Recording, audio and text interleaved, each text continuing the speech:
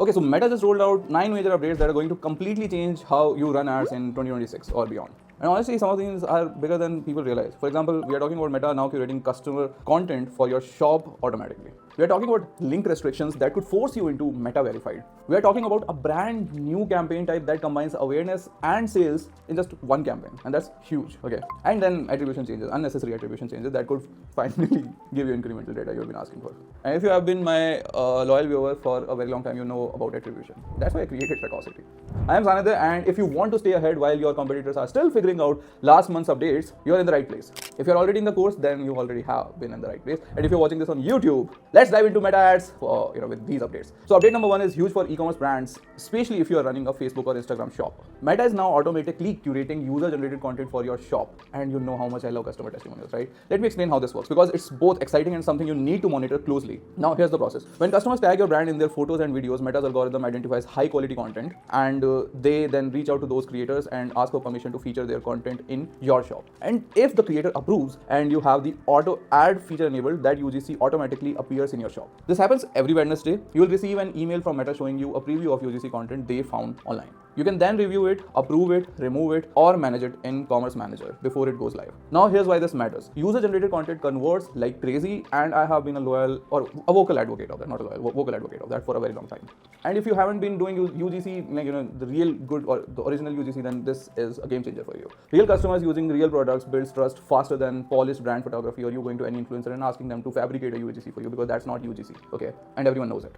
But most brands struggle to collect, organize, and display UGC at scale. Meta is now doing that work for you. But here's my honest take on this, and you need to pay attention to this particular part. While auto curation sounds amazing, you cannot just enable auto ad and forget about it. Not all tagged content represents your brand the way you want, okay? Someone might tag your product in a poorly lit photo, okay? Someone might use a product in a context that doesn't align with your brand values. Someone might post content that technically features your product but sends the wrong message, right? So here's what you need to do. Go to Commerce Manager right now, check if this feature is available for your account or not, okay? If it is, then enable UGC curation, but do not enable this auto ad until you've reviewed at least 2 or 3 weeks of Meta ad, what basically Meta ad is curating. Check those Wednesday emails religiously. Build a process for reviewing content before it goes live. I think you should never enable auto ad, to be very honest. You should have this process figured out. This could be a massive advantage for your shop, but only if you control the quality. Don't let automation make your branded decisions for you, okay? So just don't do it. To be honest, I'm not against AI, but I want to coin a term, anti-AI agency, okay? Then update number 2 is controversial, and it might force a lot of businesses to make a decision they weren't planning to make, which is Meta is testing a feature that restricts profiles and pages without Meta verified from posting more than 2 organic links per month. Yeah, 2. That's it. Now, before you panic, here's what's not restricted. Links and comments are unlimited. You can go ahead and do it, okay? Links to Meta-owned destinations like Facebook, Instagram, and WhatsApp are unlimited. It's only organic post links that are being capped as of now. If this rolls out widely and based on how Meta tests feature, it probably will. Now, we are going to see 2 major shifts over here. The number 1 is a massive increase in Meta verified subscriptions, and the number 2 is way more people dropping links in comments instead of in the actual posts, which is logical, right? Now, here's my take. This is Meta's way of pushing business towards paid verification. It's a revenue play, okay, disguised as a quality control measure. That's what they're saying. They'll say it's to reduce spam and low quality link posts, and sure, that's part of it. They could have done it any other way, but yeah. But the real goal, getting more business to pay $14.99 per month for Meta verified, okay? Now, is Meta verified worth it? If you are a business that relies on driving traffic from organic posts to your website or a blog or landing pages, then obviously yes. The blue check also builds credibility and you get better support. But if you are primarily running paid ads and not relying on organic reach, you might not need it yet. But still, it builds credibility. So I would go ahead and ask you to have it.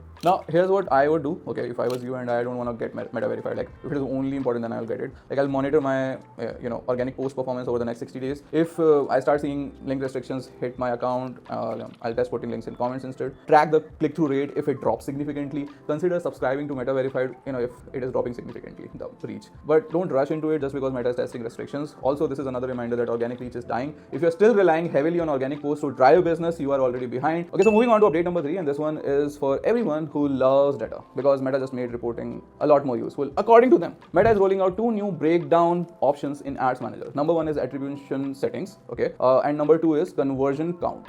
Now, let me explain what each one does, okay? So the conversion count breakdown lets you see exactly how many first conversions versus all other conversions happened after someone clicked or viewed your ad.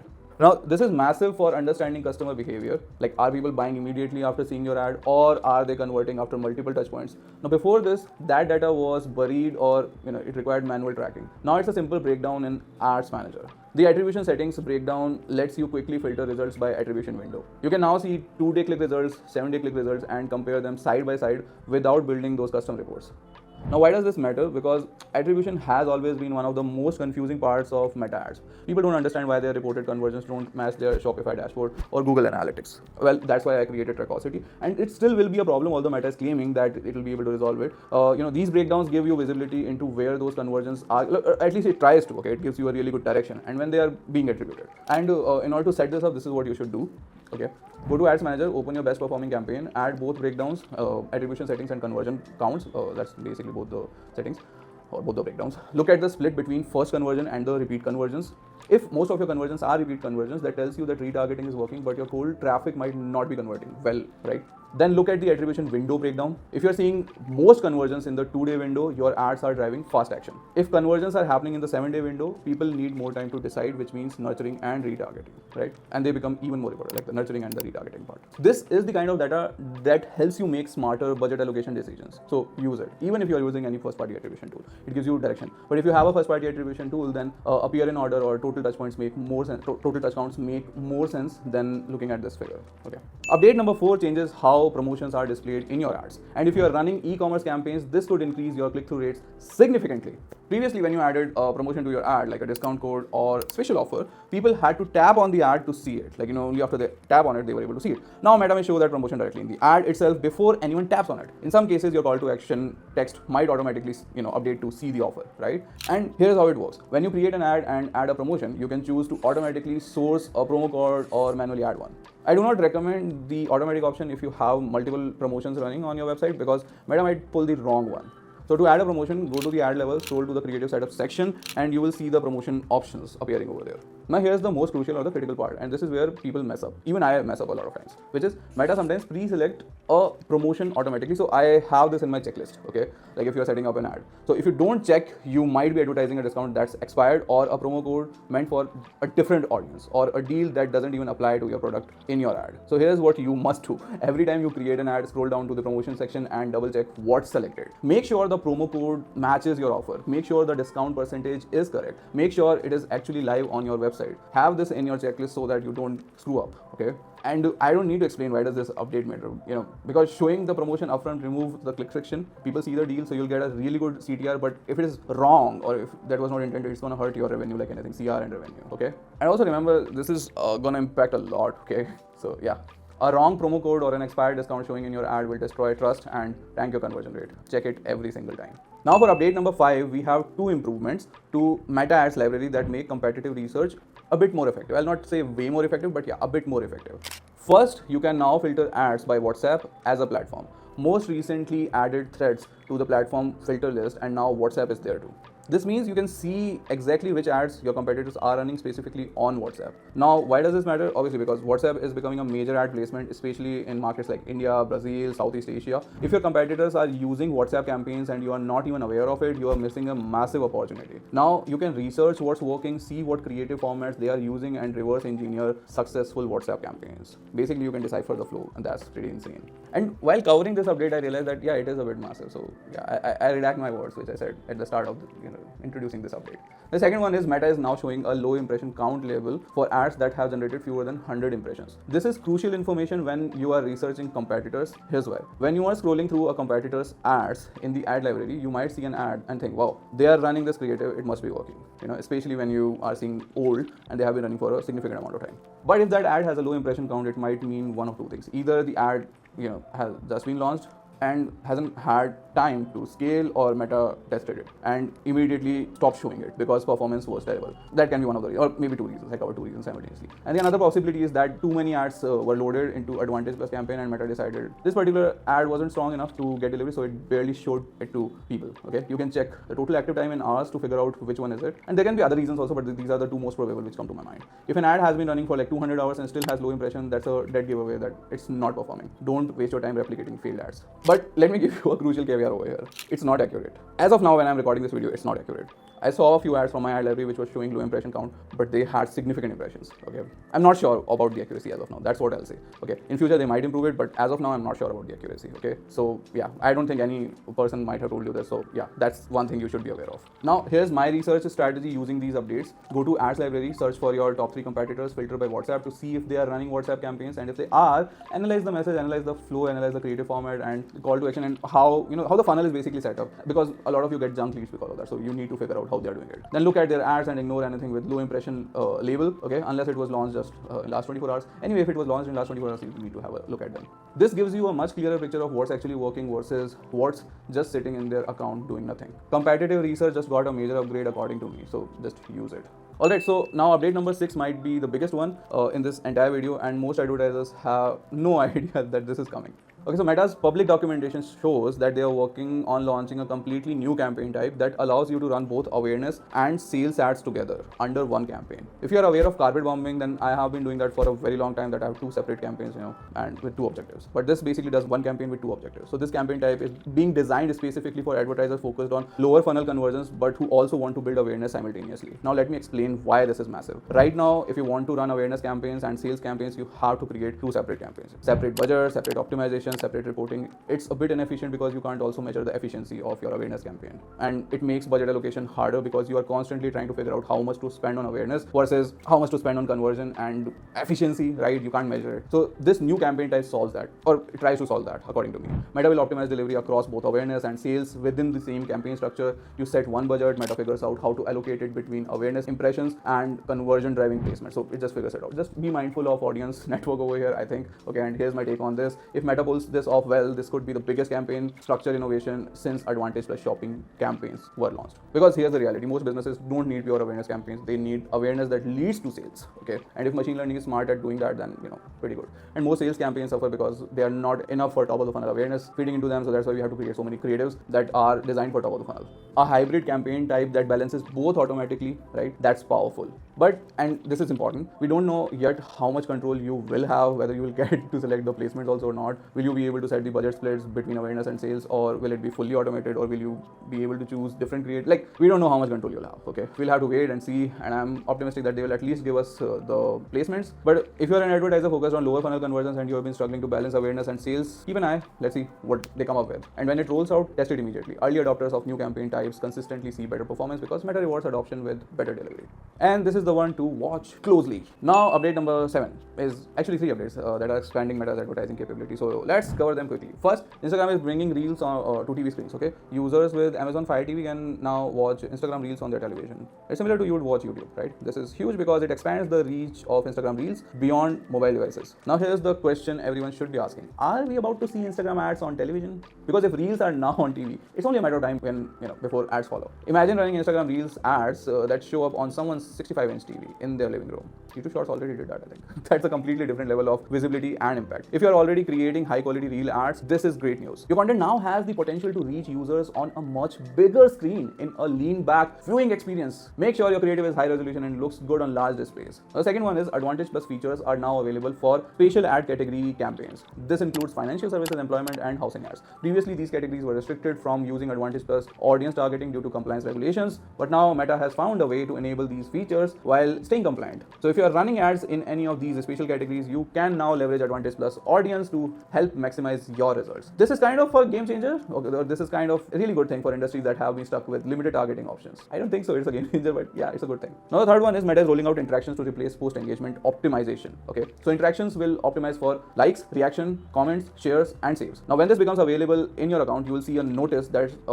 that says that. Okay, so honestly, this is just a rebrand with a slightly clear naming convention. That's all. Like post engagement was always confusing for people who didn't know exactly what actions it optimized for, but interactions make it obvious that if you're currently using post engagement optimization, nothing changes functionally. It's just the name. Okay, just be mindful of that. These 3 updates are very small individually, but together they show where Meta is heading towards. Okay, bigger screens, more automation for restricted categories, then clearer naming conventions. It's all about to expand. Like it's all about basically they're just trying to be much clearer. So update number 8 is a collection of 3 improvements focused on e-commerce tracking and campaign management.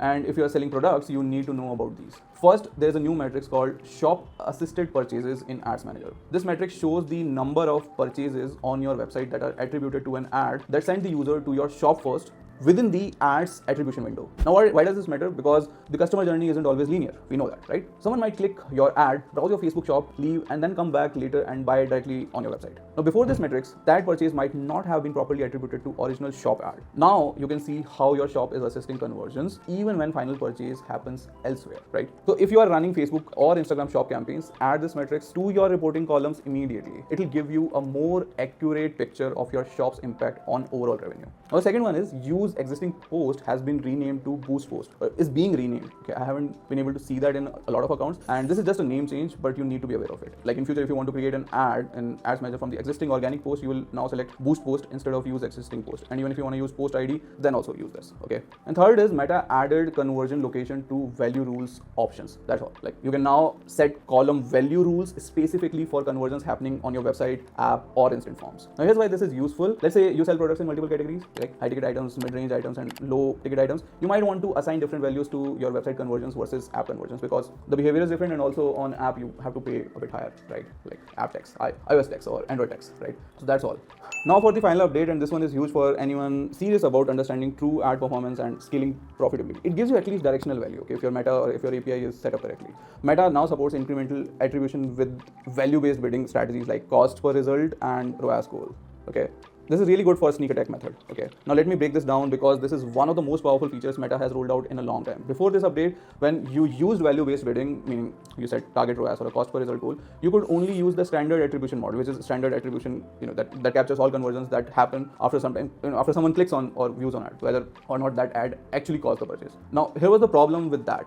Some people were going to buy from you anyway. They are loyal customers. They are already familiar with your brand. So they see your ad, click it, and buy. But then they would have bought even without seeing the ad, right? Now, standard attribution counts that as a conversion driven by your ad, which inflates your results and make you think your ads are performing better than they actually are. And more than that, Facebook also thought so. Okay, so now incremental attribution solves this. It uses models to predict whether a conversion was actually caused by your ad or would have happened anyway. It focuses on incremental lift, the additional conversions your ads are creating beyond what would have happened organically. Now, here's what it gets interesting. You can now combine incremental attribution with value-based bidding, right? That means two big benefits. Number one, you are feeding Meta signals that come from incremental results and revenue, not just all captured conversions, right? The algorithm learns to target people who actually need your ad to convert, not people who were going to buy anyway. And this is my interpretation, by the way. Okay, I can be wrong over here, but this is what I think is happening, and this is insane. Okay, and number two is you can avoid overpaying by setting a custom cost per result goal or ROAS goal specifically for incremental conversions, because incremental conversions usually have a higher cost than standard conversions, right? Since you are excluding easy wins, so you can set higher acceptable cost and still be profitable. And here's how to set it up. At the campaign level, select cost per result goal or ROAS goal under the campaign bid strategy. Then navigate to the ad set level, select your conversion event, set your goal, and select incremental as the attribution model. And here's my take on this. I want to be very clear that incremental attribution is not for beginners. Okay,